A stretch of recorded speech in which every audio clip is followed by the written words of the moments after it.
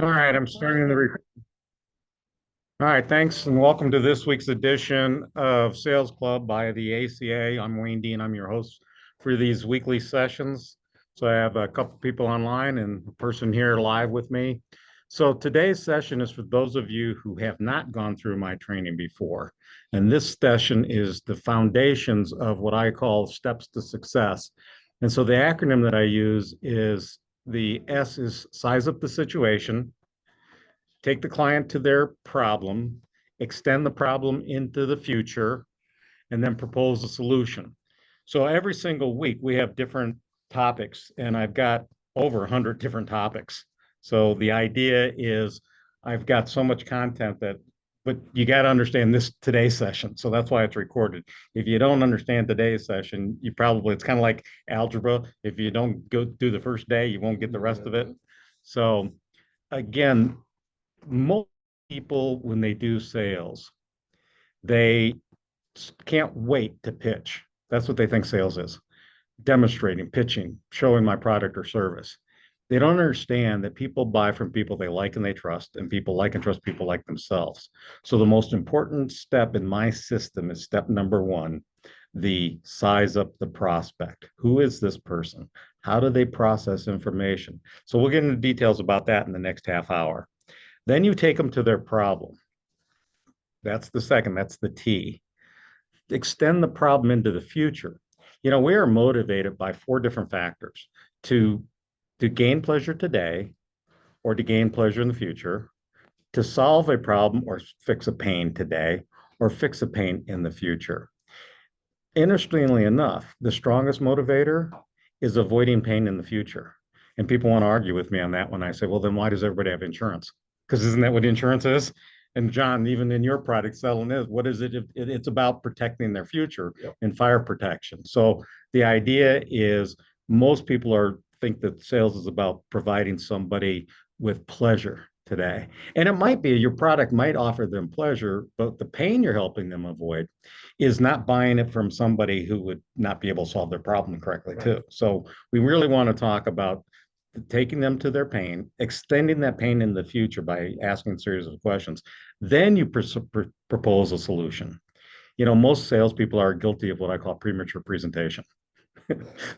I apologize if it sounds funny, but the idea is what they're doing is they're pitching too soon.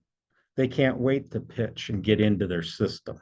They want the money, right? Right. They want to get into and it's all that relationship building that you do before.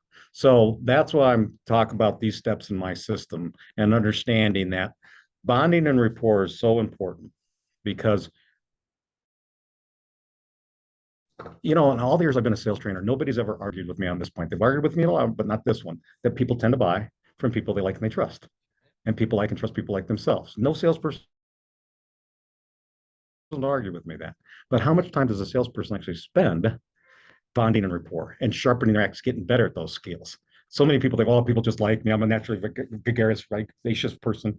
But most salespeople don't understand that rapport is the French word for come together. So what are we doing to first bond with that person? How does this person process information? When I first got in sales in 1992, I put together the pitch book. I mean, I could read upside down my presentation. I could pitch that thing. And I was pitching it the way that I would something. Mm-hmm. I'm a very visual person, so I go through my flip charts. But not everybody sees things the same way that I do. And if you're presenting your product or service to your potential clients always the same way, you're missing how some people process information.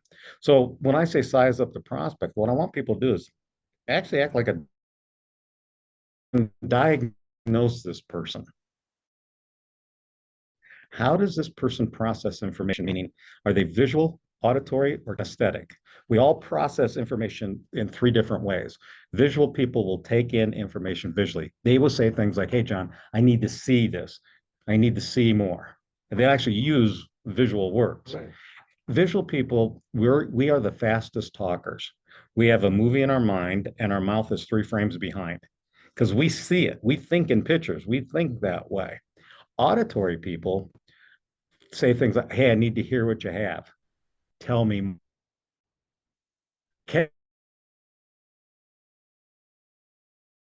put my finger on it. I need to get my arms around you. Need to get in touch with who you are. Yeah. And so if you're a visual person and your prospect says, yeah, tell me more, and they're auditory, and you go, well, wait till you see. That's called a cross communication right there. You're not bonding. And so many salespeople aren't thinking about this person. Kinesthetic people, by the way, they're the slowest talkers because it's important that you understand how they feel. And kinesthetic people want to get that out to you. And they will do the two-hand handshake. They'll do the, hey, pull you in with the two hands and actually pull you in. They're comfortable with touch and feel. Now, I'm not. I'm not that kind of guy. And I get a kick out of I actually went back and I looked. Well, I had a grandmother that wore more makeup than Bozo the Clown, and when she wanted to hug me, I got white face all over me. And so I don't know how you were, but like when somebody goes to hug me or that uncomfortable business shake, I like, oh, well, that's not bonding with that kinesthetic person. It's covering up what their true feelings are. So auditory people, kinesthetic people are slower talkers. Visual people are faster talkers. But the best way to identify the style of somebody is understand the verbs that they use. I need to show me. I need to see. I need you to tell me. They use those words. So use the same words back to them. Because remember, if you've ever read or seen the book by Dale Carnegie, How to Win Friends and Influence People, his whole thought was back in 1932 to mirror people, that this person should be looking across the table or desk and be thinking, oh my, this person's just like me. And you do that by using the same words. Now, in this book, he spent a lot of time on body language. And right. So that, if they do this, you do that. If they cross arms, you do that. Pretty soon it looks like you're doing charades together. That I think most people understand that part of body language, but words. It also tells you some other stuff with the body. Right. So use the words that they use because that's subliminal when they use the same words. I need you to tell me more about what it is you offer. Oh, wait till we have a conversation about it. I think you're going to be impressed. Or I need to hear more about it. As oh yeah, we can talk as much as you want. Use the same words. And that's that first part of sizing up the prospect. And then start thinking about how this person behaves. Now we're talking about how people take in information, visual, auditory, kind of thing. Now how it goes out. Now that is words, tone, and body language. Words are only 7% of our communication. Body language is 55%, and tone is 38%. So you want to kind of match that with them too. Now, one of the frustrations I have is I am a fast talker. I want to get to the point. And I get really annoyed is probably the good word when a salesperson isn't getting to the point, isn't getting fast enough. And so, yeah, wouldn't be, let's get to it. But I, as a salesperson, have to be cognizant of that slow talker. Yeah. Almost sounds like a Saturday Night Live skit. That person who's slow at processing. Yeah, and I want to interrupt them and I want to finish their sentences. And that's the worst thing you can do for those type of people. So you have to think about, okay, this person is processing information. They have to take time to process it and then respond back to me in a slow manner. So match the person's speech as far as how fast they talk also. So that they're sitting there thinking, oh, this person is just like me. And one of the exercises I do, I won't do it with you and I here today, but I'll have my group, if I've got a group of people together in a training, I'll have them all stand facing each other, maybe only about a foot apart. And now here's the rules. You can't talk or say anything. Don't laugh, don't giggle after the first 30 seconds, but for the next 2 minutes, just look at each other. And what you'll see happening is after about a minute, they start breathing at the same time, in and out. They start matching their breathing patterns and they start bonding with people. And I'm trying to get my students to think that when they're first meeting with somebody, to start thinking about that first time of trying to bond with that person instead of being so quick to rush to my product or service. The other thing is that people, do you really want to talk about the weather? What about the Packer game or what about the Broncos game? And, let them lead that conversation. But while they're talking about those things, you should be thinking about how they're processing or communicating to you. So I get that salesperson that says, "Oh, people just like me. I'm the funniest guy in the room." I think people buy in spite of it, not because of it. I mean, it's just, like when I sit down person first time, I hardly talk about the first Well, 15, 20 minutes. and let them do it, but yeah, ask them questions. Start building that rapport, see if we could actually build a rapport. Okay. And I'll know within that first 20 minutes if that's gonna work or not. Last thing on my slide on this one is this point about establish the ground rules. And let me explain that to you. You know, we're in Colorado right now, but no matter what your home baseball team is, you think about it before the game at Miller Park, the umpires and managers come together behind home and they go over the ground rules. They go over hey, if the ball hits in fair territory and one bounces in the stands, it's a ground rule double. We all know that. But why do they go over that every single game? So there's no mutual mystification. When you meet with a prospect, I want you to think about the ground rules. The ground rules are, how would you like this meeting to end? Start the meeting with how you want it to end. Hey, this will be a great meeting if this, and this. And we might not be able to get to this, and today we might not sign a contract. I understand that, but today I need to ask you some questions about, you know, what the scope is of the project, what your budgetary restrictions are. And once I fully understand all those, would it make sense I can do a better job at presentation? Mhm. What do you need out of today's meeting? And that's the client. What this will be a great meeting if what? When I leave here at 10, and I usually start with time, you know, how much time do we set aside for this? An hour. Great. Is that still good? And I don't care if they say, no, I got to take the kids to soccer practice. I forgot such and such. Great. In the 20 minutes we have left, still, what do you hope? What do you want me to accomplish? Because really, what they're afraid is they want you to get to your price as quickly as possible. Yep. And the problem is we might not be able to get to the price that soon yet until I know everything. So establish the ground rules for time, objective, their agenda, your agenda, and how this meeting will end. Those are 5 rules that we'll go over. And we've really kind of talked already, people buy from people like and they trust. And so the question is, how do you think you build trust with somebody? We all want to be trusted advisors. How do you build with trust with somebody instead of saying, trust me? Or can I be honest? I hate when a salesperson says, can I be honest with you? No, up until this point, you've been lying to me. Right. Someone says that to me, we're done. Right. I mean, that's just my rule. Right. Hey, Martin, come on in. Where I'm doing what the sales class is on going on now. Yeah. So I don't know. So anyway, the idea, if you want to sit down, it's okay. We're just going through it. I'm recording it, John. So this whole idea about understanding that people buy from people they like and they trust, you build trust with disarming honesty. Mm-hmm. And disarming honesty is, hey, John, I'm not sure if what I've done for hundreds of other people is going to fit in your world. Not all worlds are alike. At any time you determine that there's not a fit, you wouldn't hire me to be your sales trainer. I'm okay with you telling me no. Are you going to be okay telling me no? Yeah. I mean, don't waste another 45 minutes of your life you'll never get back. That builds trust with somebody right away. Instead of that I'm sure I can help you. We got the latest, greatest, most, I'm sure we can do something for you. And in my last class last week, I was trying to remind people of Sir Francis Bacon. Sir Francis Bacon was the father of inductive thinking and reasoning. In the 1600s, most people forget. Hey, Lori, you guys.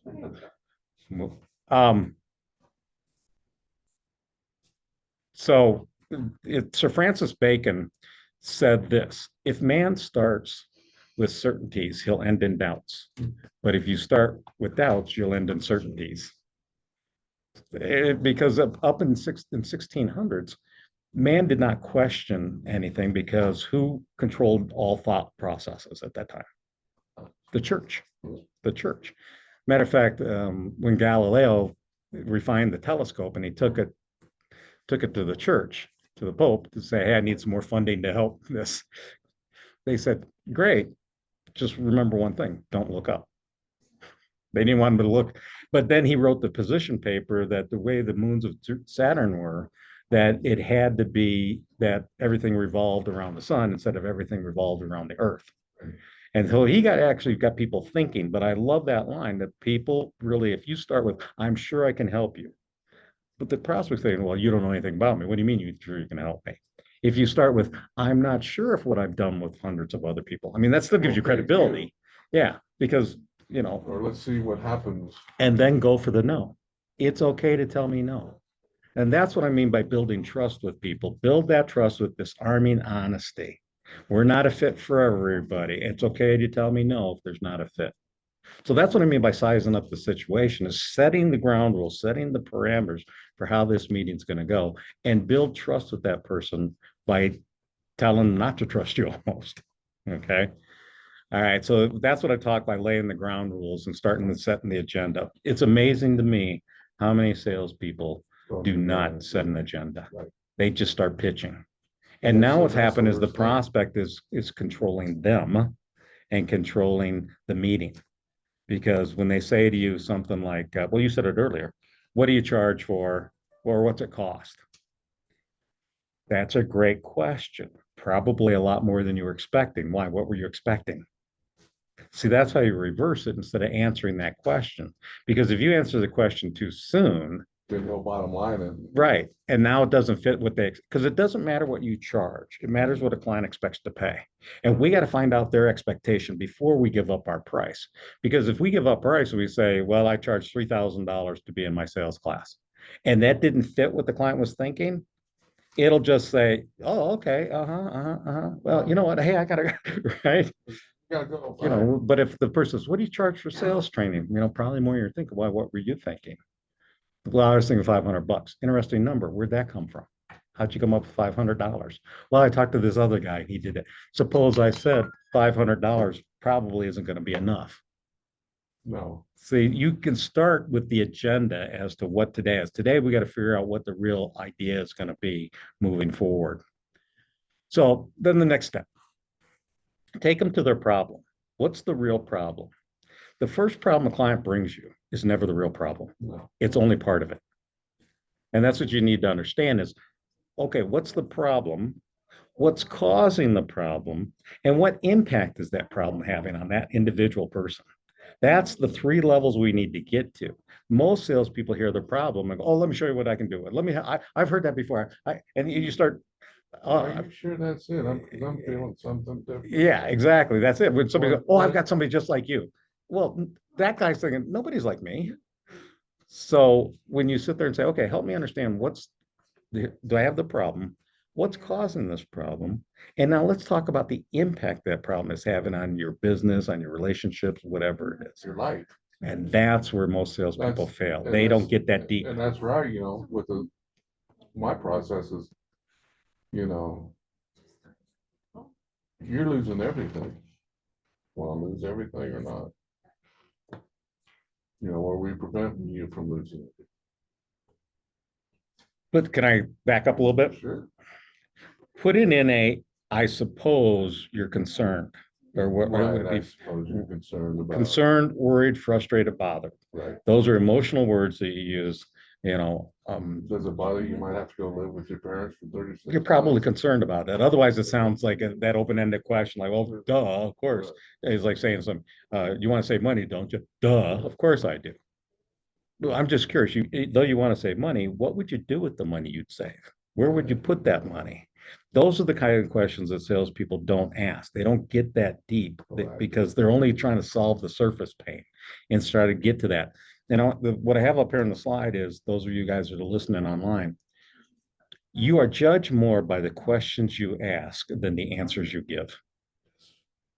And I think, again, salespeople think that they have to solve problems and answer all the prospects' questions. You need to ask, hey, I'm curious. Help me understand, if I was able to do this, this, and this, that would help you how? Instead of telling somebody, if you're telling somebody about your product or service, right, they're not buying. So put it into question format if you can. And then I see a lot of examples that I put up here in the slides that if those of you that are part of my class, you get this slideshow so you can go back to it. I also like to remind everybody, Albert Einstein was asked one time what his home phone number was, and he went to the phone book to look it up. He said, I never keep anything up here. I can find somewhere else. So those of you that are online here watching me, and if I'm going too fast, just let me know. I'll share this stuff with you so you can go back and find it again, because I don't expect you to retain it all the time. All right. Now, go ahead, John. You start asking me. So discover the prospect budget expectations. I touched on it earlier. I really believe this so truly. It doesn't matter what you charge. It matters what the client expects to pay. And they will pay more if they have more pain. My point is, if your job of asking questions to take them from well to hurt to sick to critical. If they're well, I'm not going to spend the money. No, If but I'm they're sick, I'll critical. spend a little bit. But if I'm critical, I don't care. I'll find the money. So if you take them to critical, by the time you get to the price, I'll spend the money. If you don't spend time in the pain compartment and you jump right to budget or you answer the budget question, You never find out. yeah, you're not going to get them to come up to that higher price level. So the idea is, how much is this client willing and able to invest? And investment is more than just money. It's time and effort and money. It might not be the money, it might be the effort. And when I talk to financial planners, especially, I'll say, look, if you charge for, oh no, I get a commission out of selling somebody an insurance product or whatever, right? So it's not the money, but do I have the time it's going to take all of my documents and take them from my financial planner here, switch them over to you? We should have that conversation first. That, are you willing to invest the time to invest in somebody else? Right. And so always remember that budget is time, money, and effort. Time, money, and effort. That's it. And when you say to somebody, hey, I don't suppose you've kind of considered what it's going to take to fix this problem. They go, well, yeah, do you mind sharing with me in round numbers what you think it would take to protect this, and this? Because the word I want you to use is share, because mama taught you to share, and round numbers doesn't sound as threatening. If you to say to somebody, so what were you hoping to spend? Well, I was hoping it was be free. I was hoping it to be nothing. So never say to somebody, so what were you hoping to spend? Or, you know, I don't suppose you had a budget in mind on what you think is going to take to fix this problem. That's the question, because there's only three answers to that question. Yes, I have a budget. No, I don't have a budget. Yes, I have a budget, but I'm not going to tell you. And you can address each one of those. Yes, I have a budget. You mind sharing that with me in round numbers? No, I don't have a budget. Well, then how did you plan on moving forward? It's my numbers. So does that make sense as far as trying to get them to come up with what their number is first? And if they say, yes, I have a budget, but I'm not going to tell you, that's a trust issue. Big trust. Yeah. So you might as well go back to the beginning. Right. Hey, in the beginning, rebuild that trust, but also well, here's what they're thinking. value. If somebody says, well, I have a budget, but I'm not going to tell you, what you're afraid is it's going to sound like this. Well, would it be fair to say what you're afraid is that if you tell me your budget is 5,000, but I would have done it for 3, I'll just still charge you 5. Yeah. So you don't trust me. How about this? I'll give you a fair and reasonable number if you'll give me a fair and reasonable budget to start with. It's kind of like the knock knock joke. You start and get their number first. But it must be a trust issue if they won't share the budget with you. And if the person says, well, that's why you're here, I need to get an idea from you. Really? No. Well, you've said people have done that. You're going to say, you tell me. Then it's going to sound like this. Well, help me with this. What's the number that would just be so outrageous you would kick me out right now? What's the number just so high you wouldn't even consider my product or service? Because we need to get the bracketing. We need to get them to start it. And if for some reason they're just really hard and they won't, then you bracket. And it's going to sound, well, I've done sales training for as little as $5,000 and as much as 50,000. Where did you hope to be in that range? And then say, well, I was hoping 1,000. Really? Do you think? And how big is a problem is this? Your sales are lagging. How much you should be doing 200,000 more in sales? Do you think $500 is going to fix a $200,000 problem? No. Well, that's why you've got to have that conversation with people. And this is all in taking them to their pain and extending that pain in the future. So let's pretend is a great phrase. Most people don't use it enough. Let's pretend it's a year from now. Describe for me how you feel if you bought my fire protection program and the wildfires are coming around and you're seeing them in the area, but yet how do you feel? Secure, safe, glad that you bought today? Yeah. When you extend and take people to the future and ask them to describe what it's like to have your product a year from now, they actually are in that mindset now of having your product. So let's pretend is a great, I do with builders all the time. I'll say, the remodeling. So, hey, let's pretend it's next Thanksgiving. You hired me to remodel your kitchen. Describe for me what my Thanksgiving is like, because today you hired me to remodel your kitchen. Oh, well, at least we're having Thanksgiving at my house, staying over my brother-in-law's, and I have to watch his stupid games on TV. And my mother-in-law's got complaining about she's got no kitchen space. When you take people to the future, they will describe for you all the problems they hope you solve for. So that's why step three is important too. Extend that pain in the future. Size up the situation, take them to their pain, extend the pain in the future. Now you can propose a solution. Now you come back and say, hey, your budget is this. You want to spend $5,000. And I'd call it the pre-sale close. Let's pretend I'm able to solve this, this, and this at this budget you gave me. I'm just curious what would happen next. Close before you present. Too many salespeople, they wait until the end and then they say something like, so you want to buy? And now they put so much pressure on the client. And that's when you get the TIO. I'd like to think it over. Which is the worst answer. Well, it's because you got married once, right? Yeah. Did you ask your wife to marry you? Mhm. Did you get down on one knee, honey, will you marry me? Yeah. And if she said, John, I want to think it over, would that have been a no? Yeah. A think it over is a polite or a slow no. And you can't get mad at somebody for doing something you didn't tell them they couldn't do. Right. When did you tell them they couldn't think it over? Right. So that's why at the beginning you say, hey, when we get done, it's yes, this makes sense. No, it doesn't make sense. Or the worst case scenario, we'll schedule another meeting. Please don't do the TIO. Yeah. Don't think it over. But you will get that TIO if you wait till the end to close. So close before and say, hey, let's pretend I'm able to solve your problem at a price you can afford. I'm just curious what would happen next. And now you'll get, well, I got to talk it over with my partner. What time point should we bring that partner in before I do the whole presentation then?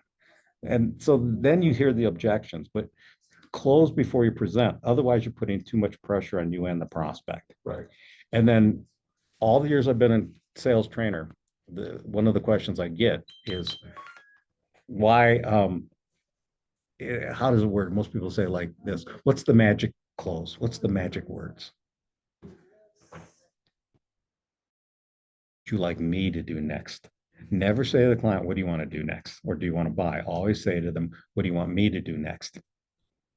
I've solved your problem at a price you can afford. What do you want me to do next? And they go, well, I don't know. What do we need to sign a contract? Do we need, What do we need? yeah. Do I need to put down payment?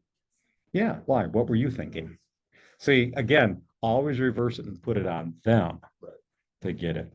If you follow a step by step systematic approach, you'll find that your results are typically about 40 to 60% closing ratio. Most salespeople are happy with a 20% closing ratio. Well, most are because they've been told sales is about just, getting up to bat more often, see more people. The idea is, hey, I'm spending so much time prospecting, doing these things to see the people I have now. What can I do to improve my closing ratio with the ones I have now? You should only be closing for the sale, meaning you know that you can solve the problem at a price you can afford. Why are you pitching and hoping and praying they come up with the money somewhere? So this is the foundation of my entire program. And as we go through each week, I get deeper and deeper into each part of this as far as selling the future to proposing a solution to them. But if somebody calls me, one of my students calls me and says, hey, Wayne, I'm struggling. The first thing I'll say is, where are you in the step? Where are you in the system? Oh, I'm at the pain part. Okay. Did you extend it in the future? We'll talk about that. It's amazing to me how many salespeople are I know that they come to me without the wrong problem. They haven't gone through a And system. it's funny with you. You told me that, and I went to that investor meeting. I said, "Where do we want to be an hour from now?" Yeah. And how'd that go? Andrew was pretty. He's like, "Well, I never had that happen." Well, but that's it. I think people really appreciate it when we really just have a systematic approach to an end result. Right.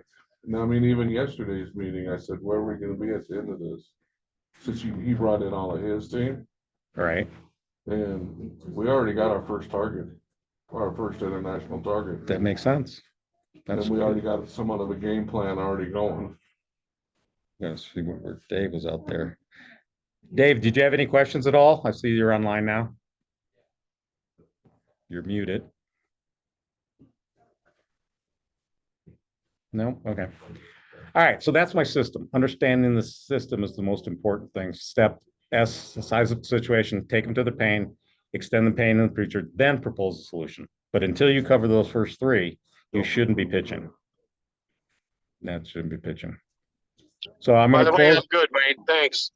Does that give you a good reminder, Dave? Really knew You better than anybody. betcha. You could teach the class. Oh, no. No, thank you. All right, man. All right, I'm going to let everybody go now because I'm extending at my time. So we'll let it go. But if you need anything else, give me a holler. Thank you. You're welcome. Have a good day. All right.